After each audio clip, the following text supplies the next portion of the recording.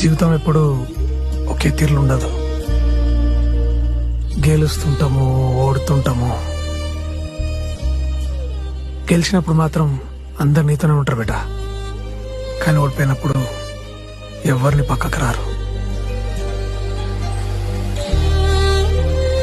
జీవితం అంటే అట్లే ఉంటది బేట.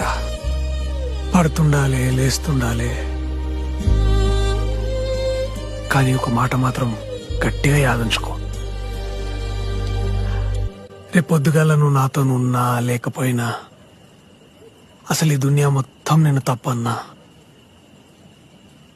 నీ పక్కన అండగా ఎప్పుడు ఈ నానుంటాడనే విషయం గట్టిగా యాదించుకో.